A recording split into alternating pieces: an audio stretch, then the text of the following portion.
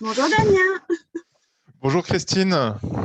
bienvenue dans Chamilo l'émission. Chamilo, le logiciel qui gère et anime les plateformes et les communautés d'apprentissage en ligne. C'est le rendez-vous francophone de la plateforme e-learning, Chamilo open source et européenne. Tiens d'ailleurs, on prononce Chamilo ou Camilo? C'est une bonne question. Alors, c'est un peu comme les pains au chocolat et les chocolatines. Voilà, on a deux populations on a la population qui se divise en deux parties, surtout chez les francophones. Alors moi, personnellement, je dis chat parce que j'ai tendance à prononcer chat, mais il y a une partie, voilà, des utilisateurs de Chamilo qui prononcent Camilo, notamment parce que c'est comme ça qu'on le prononce en Amérique latine et en Espagne. D'accord, donc Chamilo ou Camilo, finalement, on a le choix. Alors, Voilà, dans ce numéro de mars 2021, nous allons découvrir notamment le retour de l'Assemblée générale, qui est toute fraîche de l'association 2021. tout à fait. Une fonction super qui va permettre de sortir le bilan pédagogique et financier, qu'on appelle aussi le BPF, et puis un nouveau plugin qui permet de faciliter la création de contenu, c'est bien ça? Oui, c'est tout à fait ça, Christine. Alors, on va commencer par le retour de l'Assemblée générale de l'association. Je vais partager mon écran ici. Hop. Donc, je vais mettre au départ, ce sera mieux. Oui. Alors, le retour de l'Assemblée générale. Alors, le président a fait un petit point sur les nouvelles installations dans le monde en 2020. Il s'avère qu'on a eu énormément de nouvelles installations proportionnellement à l'année 2019, où on avait eu 7000 nouvelles plateformes installées en 2019. Donc, on voit sur la carte, effectivement, que c'est là où il y a le plus d'installations. Ça reste quand même l'Amérique du Sud, centrale, en l'occurrence. Et en 2020, on voit qu'on a 15 000 nouvelles installations, donc soit plus que le double de 2019 en nouvelles installations, ce qui est assez énorme en fait. Oui, c'est pas rien comme augmentation. Est-ce qu'il est possible qu'il y ait eu un impact finalement de cette crise sanitaire que nous traversons? Indéniablement, le président de l'association, Yannick Fournier, a dit qu'effectivement, ce serait fortement influencé par la pandémie, qui forcément a provoqué une hausse de la pratique du e-learning dans les établissements scolaires, dans les universités et dans les centres de formation, et même dans les entreprises. Donc, certainement que l'augmentation est liée à la pandémie actuelle, et on va voir donc si la tendance en 2021 continue par rapport à cette pandémie ou sans cette pandémie finalement. Donc c'est vrai que c'est quand même, on vit quand même une période exceptionnelle, ce qui a propulsé le e-learning au premier plan au niveau mondial, quoi. On a eu ça. On a noté aussi que la langue française est la troisième langue la plus utilisée sur la plateforme Chamilo. Donc, on est en troisième position, hein, derrière l'espagnol, qui domine légèrement la langue de Shakespeare, l'anglais, au niveau des langues utilisées sur la plateforme. Donc, c'est d'abord l'espagnol, en deuxième position l'anglais, et en troisième position, nous, les francophones. Donc, c'était pas mal quand même. Voilà. C'est une bonne chose. Ensuite, il y a le président qui a présenté un petit peu le calendrier 2021. Donc, on va avoir Chamilo 2 qui devrait pointer le bout de son nez en juin 2021. Initialement, c'était prévu quand même en 2019. Donc, il y a un petit peu de retard, hein. Voilà. Mais là, enfin, ça devrait arriver au mois de juin 2021 en version installable et stable. Ensuite, on va avoir Chamilo Conférence qui a été annulée l'année passée, qui devrait avoir lieu en octobre 2021, certainement en Espagne. Et on a la feuille de route donc, qui est consultable à cette adresse internet, hein, sur github.com, chamilo/chamilo-lms, milestone. Excuse mon accent anglais qui n'est pas fabuleux. Et enfin, dernière chose qui est plutôt une news associative, mais de la communauté francophone, aux journées du logiciel libre de Lyon.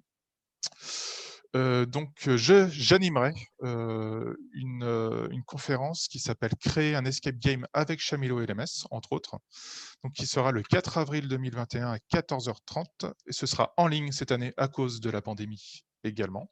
Vous pouvez également faire un don à l'association des journées du logiciel libre, à l'association qui gère c'est JDLL, donc en suivant le lien aussi sur alloasso.com dans ce c'est sur cette page. Voilà, et je vous le mettrai aussi dans le descriptif de la vidéo, dessous cette vidéo. Voilà pour les news de Super, l'association. Il y a beaucoup de super. news. Hein, Oui, oui, mais c'est intéressant, ça donne des dates et puis plein de nouvelles intéressantes. Et puis donc maintenant, tu vas nous présenter une fonction qui permettrait de pouvoir sortir notre logiciel pédagogique et financier, le BPF. Voilà, alors le bilan pédagogique et financier, c'est une obligation légale française pour les centres de formation qu'on doit donner à l'administration donc pour valider et garder notre numéro de centre de formation. Oui. Donc, ce qu'on a fait, c'est que on a créé un plugin qui va ajouter un nouveau panneau au niveau de l'administration. Donc avec deux fonctions. Ça va permettre d'envoyer un message collectif à l'ensemble des apprenants, notamment. Donc ça, c'est plus de la communication. Et on a effectivement une fonction qui s'appelle bilan pédagogique des apprenants. Donc c'est une extension. Donc une extension, c'est une fonction Chamilo qui s'installe en glissant, en déposant l'extension dans le dossier plugin de votre installation Chamilo. Donc demandez à votre informaticien si vous ne savez pas le faire. Une fois que vous avez installé cette extension et que vous l'activez, vous avez donc ce nouveau panneau qui apparaît. Et vous avez ici le bilan pédagogique des apprenants qui apparaît. Donc quand on clique dessus, on voit qu'on peut choisir le périmètre des apprenants, donc qui correspond donc aux classes ou aux user groups dans Chamilo. Vous pouvez créer donc des groupes d'apprenants, des groupes, des communautés d'apprentissage. Donc, une fois que vous avez sélectionné ce groupe, vous pouvez choisir donc quelle année vous souhaitez sortir. Donc, soit l'année 2020, puisqu'on est en 2021, donc il faut fournir le bilan pédagogique et financier de 2020. Soit si vous êtes en 2022, ce sera 2021. Ou éventuellement, vous pouvez définir les périodes directement ici. Une fois que vous avez fait ça, vous faites afficher donc pour le filtre le bilan pédagogique et financier. Et vous allez donc pouvoir, donc ici il n'y a pas grand monde, hein, puisqu'on est sur une plateforme de test. On a plusieurs choses en fait. On va avoir le nom de l'utilisateur, le pourcentage de progression, le temps actif sur la plateforme, le temps e-learning qui est différent du temps actif. Le temps actif, ça va être un temps qui est calculé par la plateforme, un temps estimé d'activité de l'apprenant, qui est quand même plus précis que le temps e-learning qui est renvoyé, lui, par les contenus e-learning. C'est deux choses différentes, en fait. Donc, il y a une petite légende. Le temps estimé actif sur la plateforme, c'est basé sur les logins de la personne. Le temps estimé sur les contenus e-learning, c'est basé sur les temps d'ouverture sur les protocoles e-learning. Voilà, c'est deux choses. Donc, c'est à comparer et à voir ce qui est probablement le plus pertinent pour vous. Sachant que grâce à ce plugin, vous pouvez exporter le tout sous CSV ou sous Excel, de façon à pouvoir le livrer directement à votre organisme de vérification de votre bilan pédagogique et financier. Je me rappelle qui valide d'ailleurs. C'est la directe. C'est la directe. Merci, Christine. Je ne sais pas, parce que je ne suis pas centre de formation.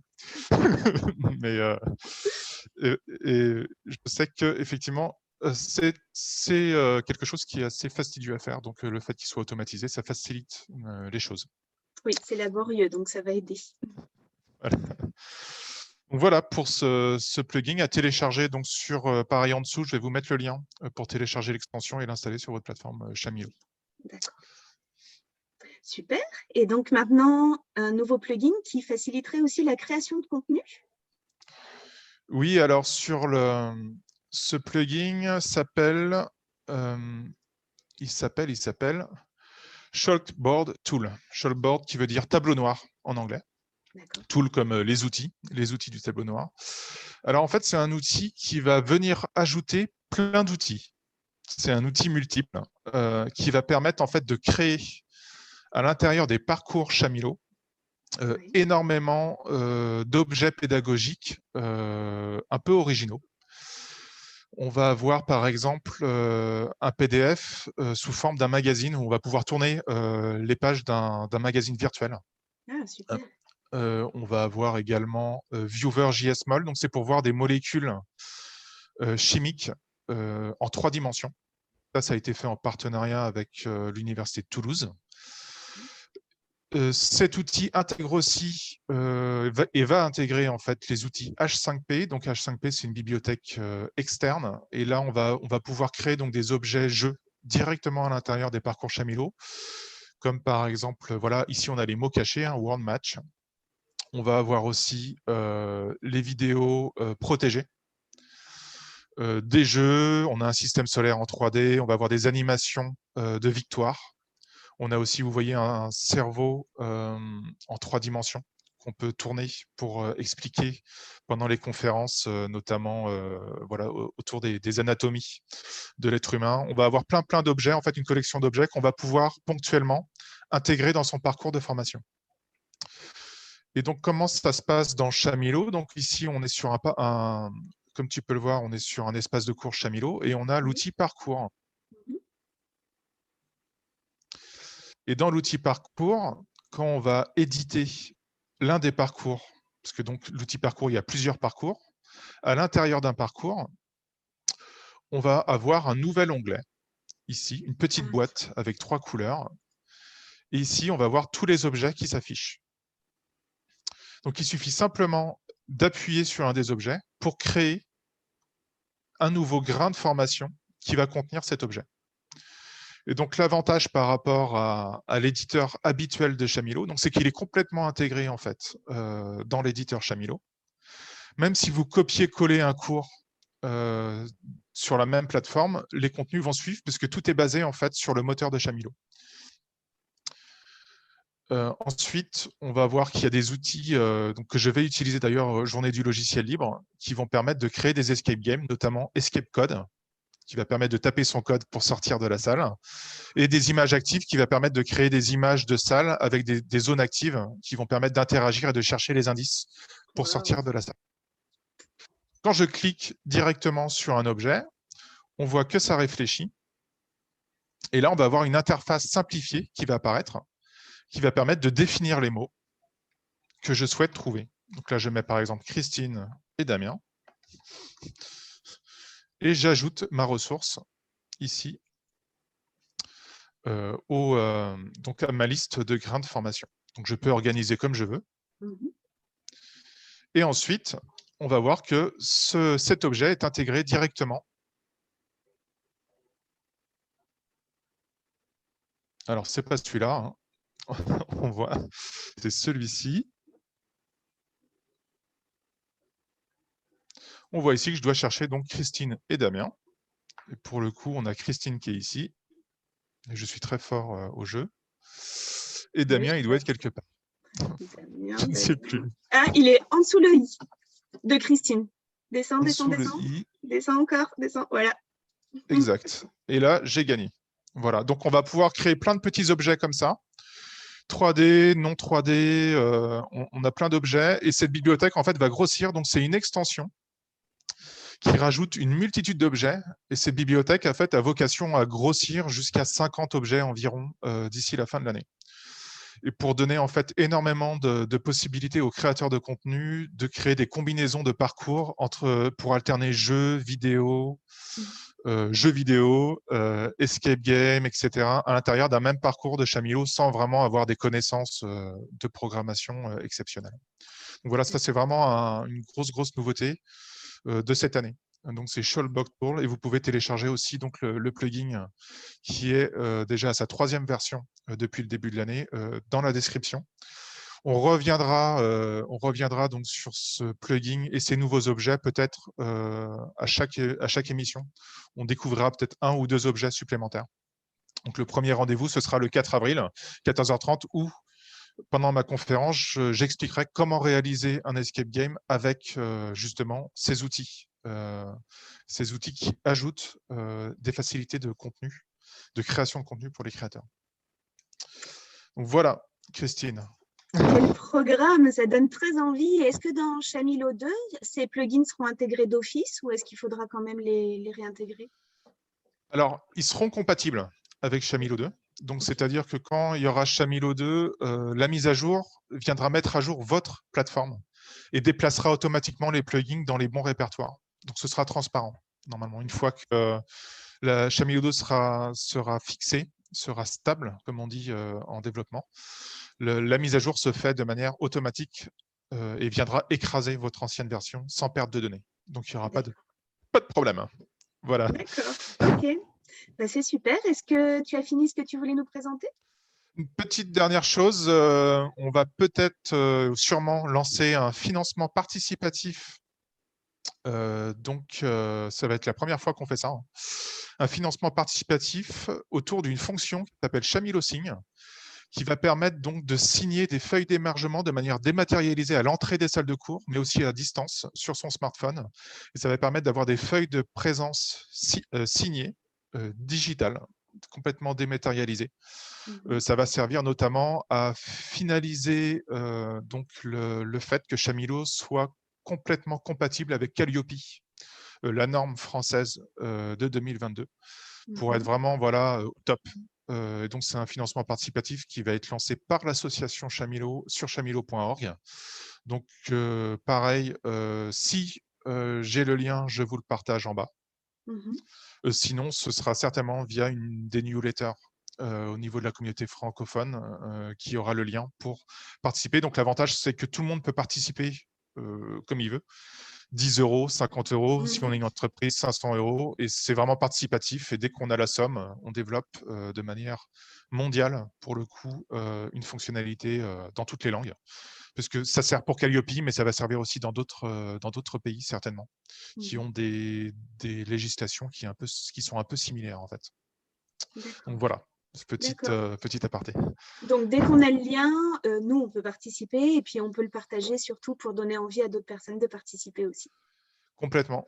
Complètement, en espérant que ça marche. Et après, on aura peut-être d'autres financements participatifs pour d'autres fonctions. Mais c'est vrai que ce serait peut-être la méthode la plus communautaire de financer. Actuellement, on finance surtout à travers les fournisseurs officiels et des entreprises qui financent chacun sa fonctionnalité. Et donc là, ce serait vraiment intéressant de dépasser ça et d'arriver à un financement communautaire, même pour les entreprises. D'accord. Ok. Eh bien, on guette ça. On guette. Ok, ben merci beaucoup. C'était très, très intéressant. Juste un petit mot pour vous dire de ne pas hésiter à vous inscrire à l'infolettre de la communauté francophone. Le lien va être juste en dessous. Est-ce que tu as quelque chose à ajouter de ton côté ou est-ce qu'on a terminé? Non, je te remercie, Christine, pour l'animation de cette première émission ensemble. Je te remercie aussi, c'était un grand plaisir. On essaiera de refaire une émission en avril. Voilà, à peu près dans mi-avril si on y arrive. Et puis voilà, comme dit Christine, n'hésitez pas à vous inscrire à l'infolettre. Et on vous dit à bientôt. À bientôt, bonne journée. Bonne journée.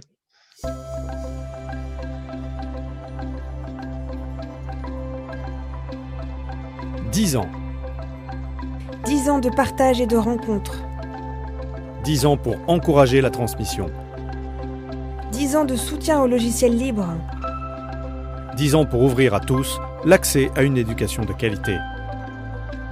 10 ans d'innovation. 10 ans que Chamilo existe pour vous.